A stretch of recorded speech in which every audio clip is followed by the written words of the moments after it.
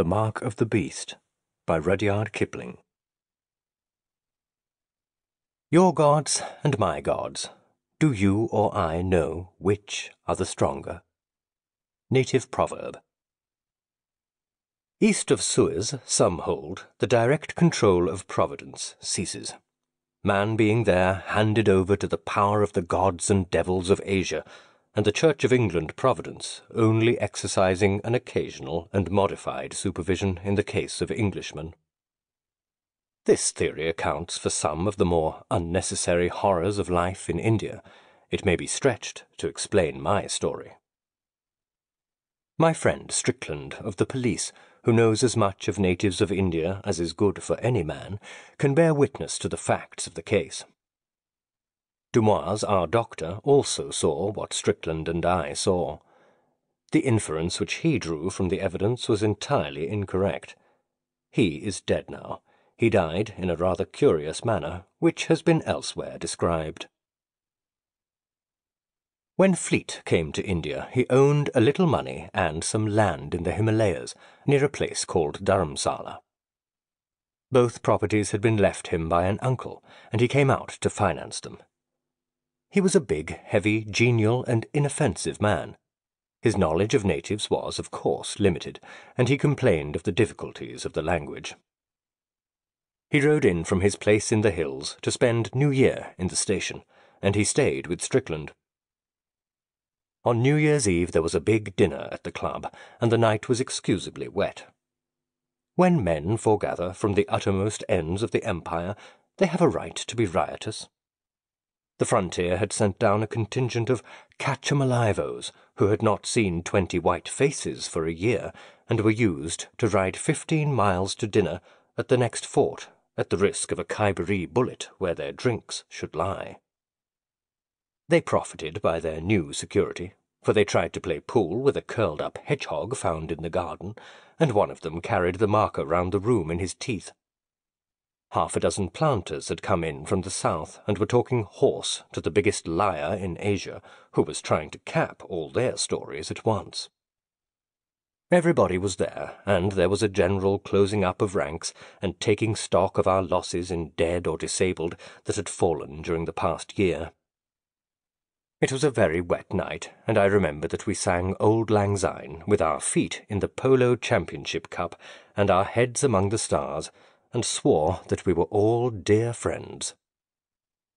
Then some of us went away and annexed Burma, and some tried to open up the Sudan and were opened up by fuzzies in that cruel scrub outside Suakim, and some found stars and medals, and some were married, which was bad, and some did other things which were worse, and the others of us stayed in our chains and strove to make money on insufficient experiences.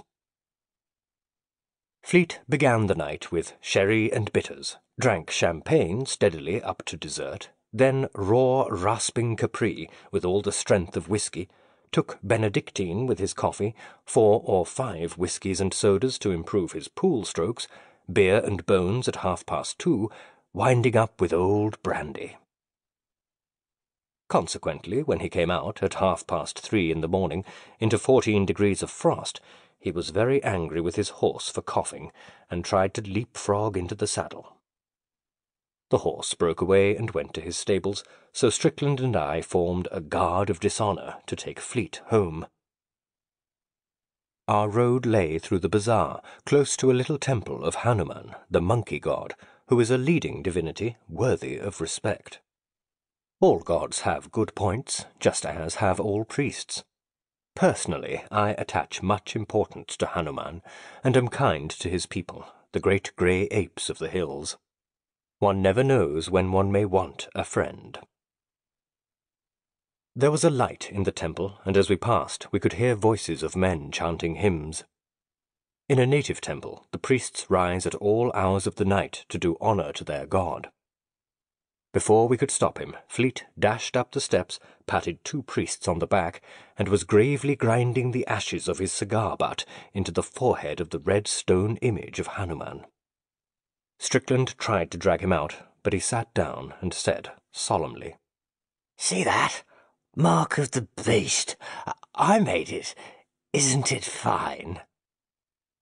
In half a minute the temple was alive and noisy, and Strickland, who knew what came of polluting gods, said that things might occur. He, by virtue of his official position, long residence in the country, and weakness for going among the natives, was known to the priests, and he felt unhappy. Fleet sat on the ground and refused to move. He said that good old Hanuman made a very soft pillow. Then, without any warning, a silver man came out of a recess behind the image of the god. He was perfectly naked in that bitter, bitter cold, and his body shone like frosted silver, for he was what the Bible calls a leper as white as snow. Also he had no face, because he was a leper of some years' standing, and his disease was heavy upon him. We two stooped to haul Fleet up, and the temple was filling and filling with folk who seemed to spring from the earth, when the silver man ran in under our arms, making a noise exactly like the mewing of an otter, caught Fleet round the body, and dropped his head on Fleet's breast, before we could wrench him away. Then he retired to a corner, and sat mewing, while the crowd blocked all the doors. The priests were very angry, until the silver man touched Fleet. That nuzzling seemed to sober them. At the end of a few minutes' silence, one of the priests came to Strickland and said in perfect English, "Take your friend away. He has done with Hanuman, but Hanuman has not done with him." The crowd gave room, and we carried Fleet onto the road.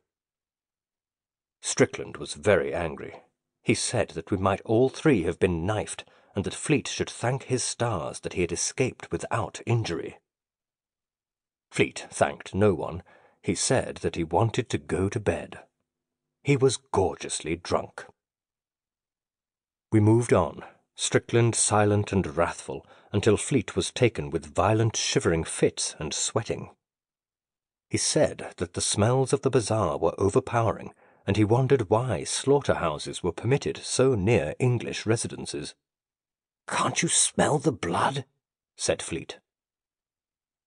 We put him to bed at last, just as dawn was breaking, and Strickland invited me to have another whiskey and soda.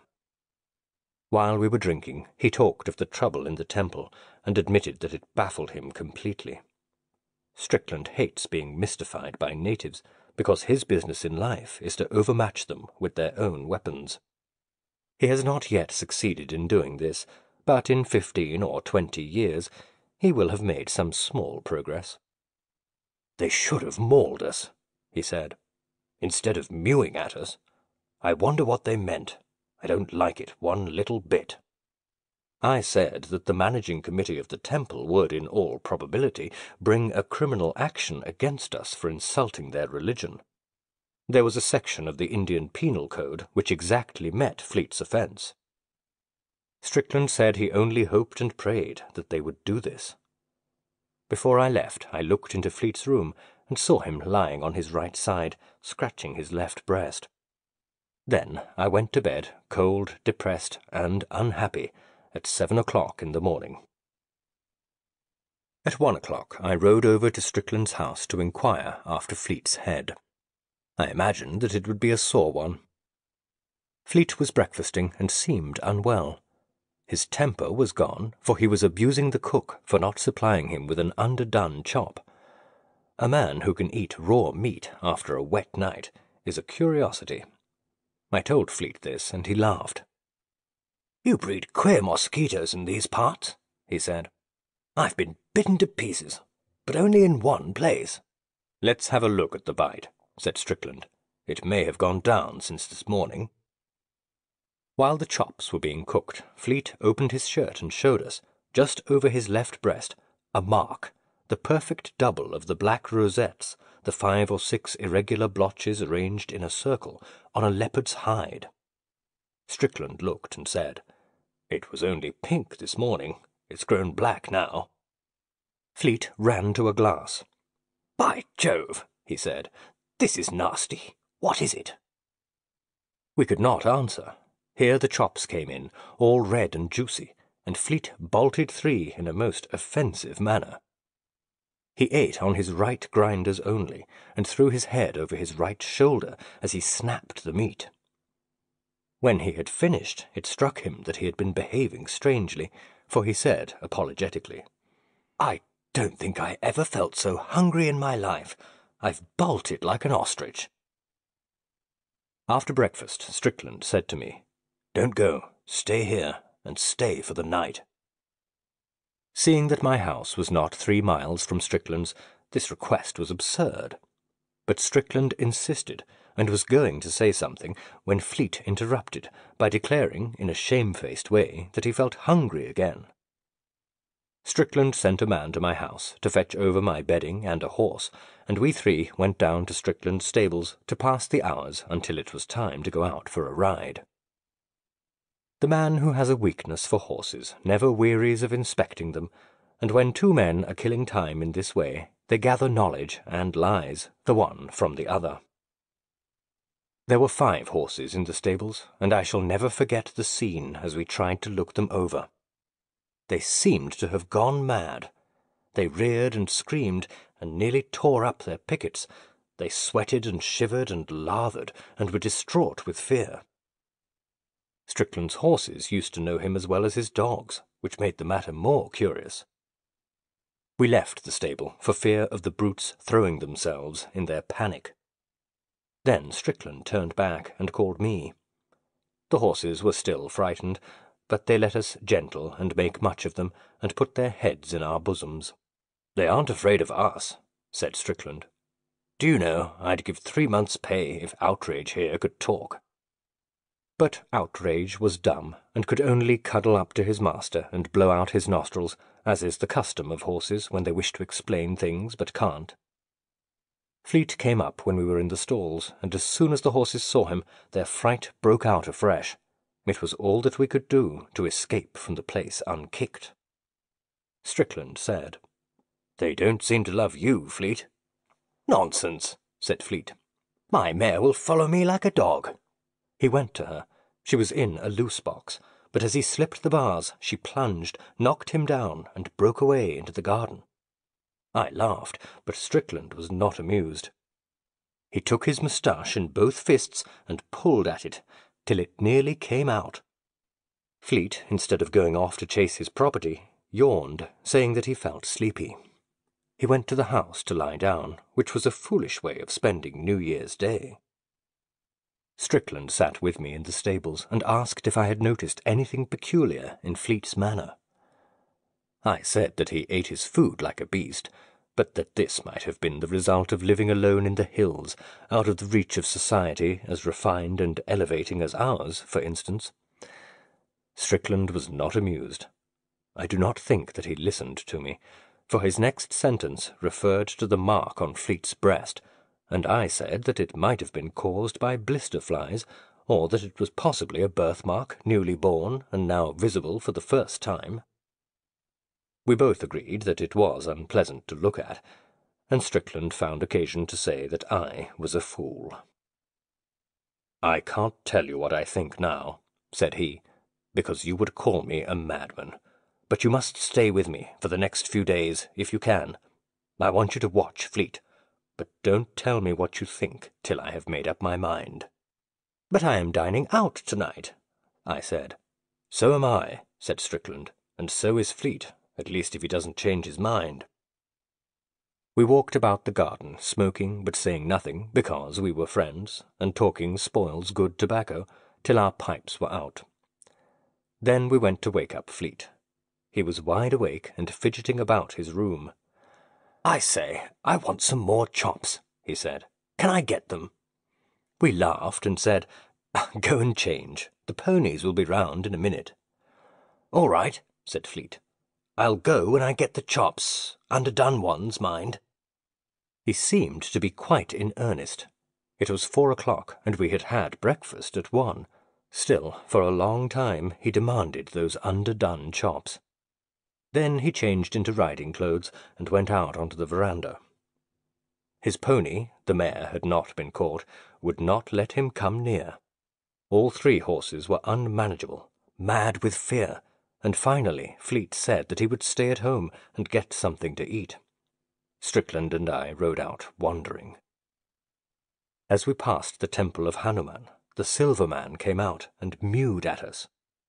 "He is not one of the regular priests of the temple," said Strickland. "I think I should peculiarly like to lay my hands on him."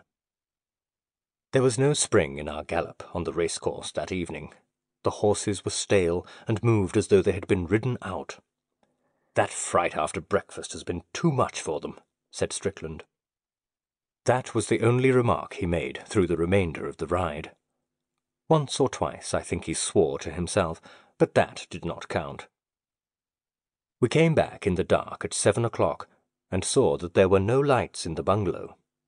"Careless ruffians my servants are," said Strickland. My horse reared at something on the carriage drive, and Fleet stood up under its nose. "What are you doing, grovelling about the garden?" said Strickland. But both horses bolted and nearly threw us. We dismounted by the stables and returned to Fleet, who was on his hands and knees under the orange bushes. "What the devil's wrong with you?" said Strickland. Nothing in the world," said Fleet, speaking very quickly and thickly. "I've been gardening, botanizing, you know. The smell of the earth is delightful. I think I'm going for a walk, a long walk, all night." Then I saw that there was something excessively out of order somewhere, and I said to Strickland, "I am not dining out." "Bless you," said Strickland. "Here, Fleet, get up. You'll catch fever there. Come in to dinner, and let's have the lamps lit. We'll all dine at home." Fleet stood up unwillingly and said, No lamps, no lamps. It's much nicer here. Let's dine outside and have some more chops. Lots of 'em and underdone. Bloody ones with gristle." Now, a December evening in northern India is bitterly cold, and Fleet's suggestion was that of a maniac. "Come in," said Strickland sternly. "Come in at once." Fleet came, and when the lamps were brought, we saw that he was literally plastered with dirt from head to foot. He must have been rolling in the garden. He shrank from the light and went to his room. His eyes were horrible to look at. There was a green light behind them, not in them, if you understand, and the man's lower lip hung down. Strickland said, "There is going to be trouble, big trouble tonight. Don't you change your riding things." We waited and waited for Fleet's reappearance, and ordered dinner in the meantime. We could hear him moving about in his own room, but there was no light there. Presently from the room came the long-drawn howl of a wolf. People write and talk lightly of blood running cold and hair standing up and things of that kind. Both sensations are too horrible to be trifled with. My heart stopped as though a knife had been driven through it, and Strickland turned as white as the tablecloth. The howl was repeated, and was answered by another howl far across the fields. That set the gilded roof on the horror. Strickland dashed into Fleet's room. I followed, and we saw Fleet getting out of the window. He made beast noises in the back of his throat. He could not answer us when we shouted at him. He spat. I don't quite remember what followed, but I think that Strickland must have stunned him with the long boot-jack, or else I should never have been able to sit on his chest. Fleet could not speak. He could only snarl, and his snarls were those of a wolf, not of a man. The human spirit must have been giving way all day, and have died out with the twilight. We were dealing with a beast that had once been Fleet. The affair was beyond any human and rational experience. I tried to say hydrophobia, but the word wouldn't come because I knew that I was lying. We bound this beast with leather thongs of the punkah rope, and tied its thumbs and big toes together, and gagged it with a shoehorn, which makes a very efficient gag if you know how to arrange it. Then we carried it into the dining-room, and sent a man to Dumoise, the doctor, telling him to come over at once. After we had dispatched the messenger and were drawing breath, Strickland said, "It's no good. This isn't any doctor's work." I also knew that he spoke the truth. The beast's head was free, and it threw it about from side to side. Anyone entering the room would have believed that we were curing a wolf's pelt. That was the most loathsome accessory of all. Strickland sat with his chin in the heel of his fist, watching the beast as it wriggled on the ground, but saying nothing. The shirt had been torn open in the scuffle, and showed the black rosette mark on the left breast. It stood out like a blister. In the silence of the watching, we heard something without, mewing like a she-otter. We both rose to our feet, and, I answer for myself, not Strickland, felt sick, actually and physically sick. We told each other, as did the men in Pinafore, that it was the cat. Dumoise arrived, and I never saw a little man so unprofessionally shocked. He said that it was a heart-rending case of hydrophobia, and that nothing could be done. At least any palliative measures would only prolong the agony. The beast was foaming at the mouth. Fleet, as we told Dumoise, had been bitten by dogs once or twice. Any man who keeps half a dozen terriers must expect a nip now and again. Dumoise could offer no help. He could only certify that Fleet was dying of hydrophobia. The beast was then howling, for it had managed to spit out the shoehorn. Dumoise said that he would be ready to certify the cause of death, and that the end was certain. He was a good little man, and he offered to remain with us, but Strickland refused the kindness. He did not wish to poison Dumoise's new year. He would only ask him not to give the real cause of Fleet's death to the public. So Dumoise left, deeply agitated, and as soon as the noise of the cartwheels had died away, Strickland told me, in a whisper, his suspicions. They were so wildly improbable that he dared not say them out aloud, and I, who entertained all Strickland's beliefs, was so ashamed of owning to them that I pretended to disbelieve. Even if the Silver Man had bewitched Fleet for polluting the image of Hanuman, the punishment could not have fallen so quickly. As I was whispering this, the cry outside the house rose again, and the beast fell into a fresh paroxysm of struggling, till we were afraid that the thongs that held it would give way. "Watch," said Strickland.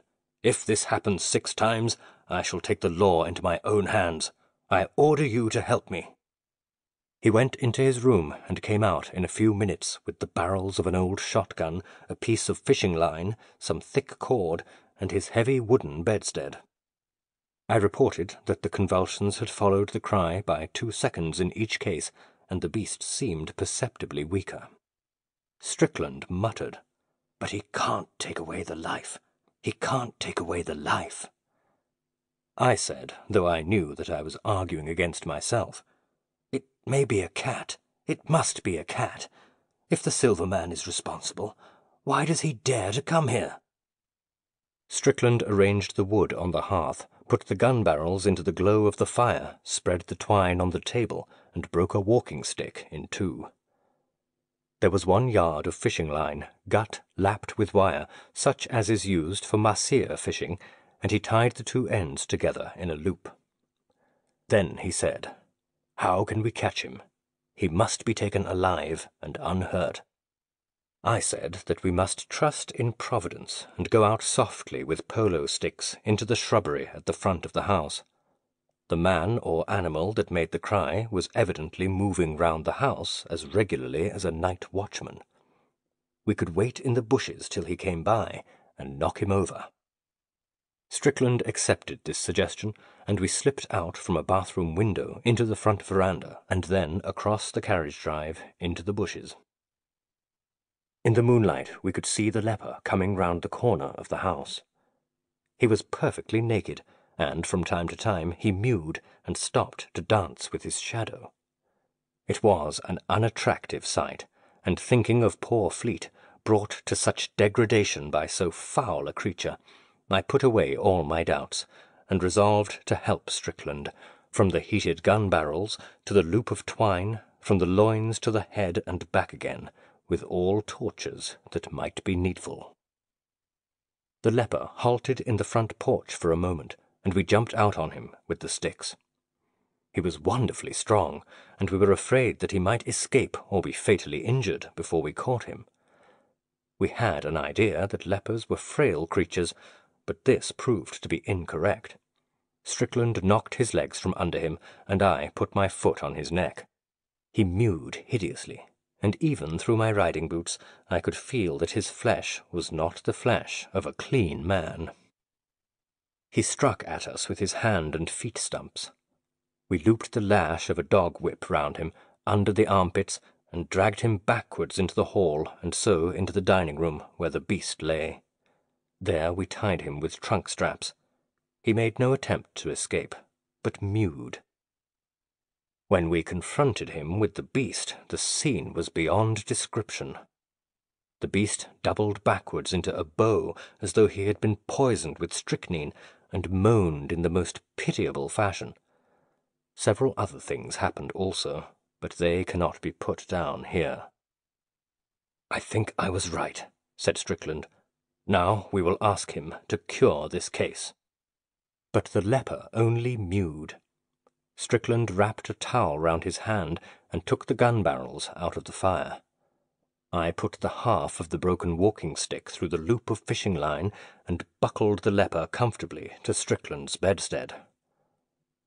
I understood then how men and women and little children can endure to see a witch burnt alive, for the beast was moaning on the floor, and though the silver man had no face, you could see horrible feelings passing through the slab that took its place, exactly as waves of heat play across red-hot iron, gun barrels, for instance.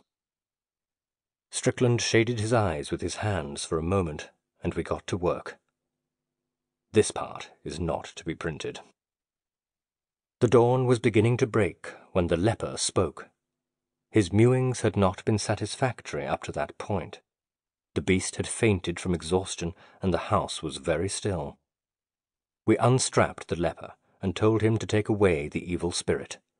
He crawled to the beast and laid his hand upon the left breast. That was all. Then he fell face down and whined, drawing in his breath as he did so.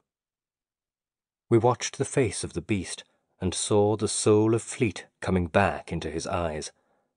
Then a sweat broke out on the forehead, and the eyes, they were human eyes, closed. We waited for an hour, but Fleet still slept. We carried him to his room and bade the leper go, giving him the bedstead and the sheet on the bedstead to cover his nakedness, the gloves and the towels with which we had touched him, and the whip that had been hooked round his body. He put the sheet about him and went out into the early morning without speaking or mewing. Strickland wiped his face and sat down. A night gong far away in the city made 7 o'clock. "Exactly 24 hours," said Strickland, "and I've done enough to ensure my dismissal from the service, besides permanent quarters in a lunatic asylum. Do you believe that we are awake?" The red-hot gun barrel had fallen on the floor and was singeing the carpet. The smell was entirely real.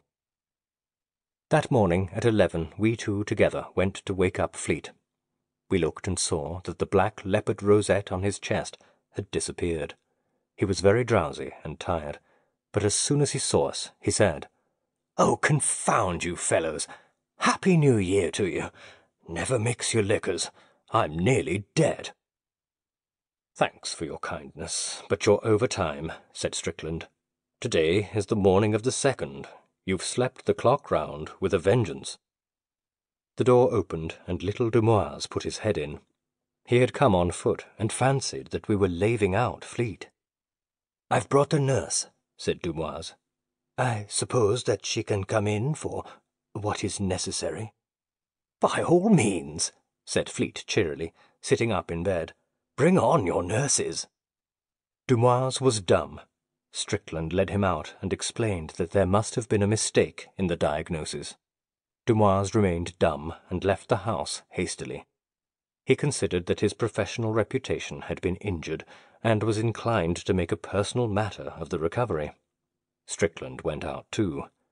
When he came back, He said that he had been to call on the temple of Hanuman to offer redress for the pollution of the god, and had been solemnly assured that no white man had ever touched the idol, and that he was an incarnation of all the virtues labouring under a delusion. "What do you think?" said Strickland. I said, "There are more things," but Strickland hates that quotation. He says that I have worn it threadbare.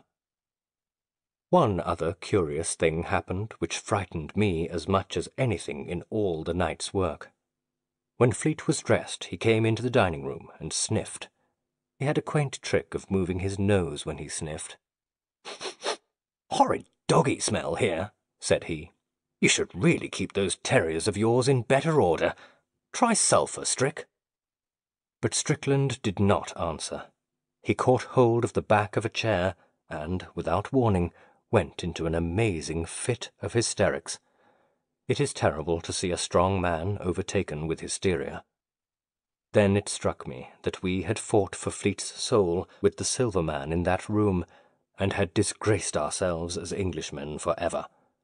And I laughed and gasped and gurgled just as shamefully as Strickland, while Fleet thought that we had both gone mad. We never told him what we had done. Some years later, when Strickland had married and was a church-going member of society for his wife's sake, we reviewed the incident dispassionately, and Strickland suggested that I should put it before the public. I cannot myself see that this step is likely to clear up the mystery, because, in the first place, no one will believe a rather unpleasant story, and, in the second, it is well known to every right-minded man that the gods of the heathen are stone and brass, and any attempt to deal with them otherwise is justly condemned. End of The Mark of the Beast by Rudyard Kipling. Recording by David Sweeney Bear.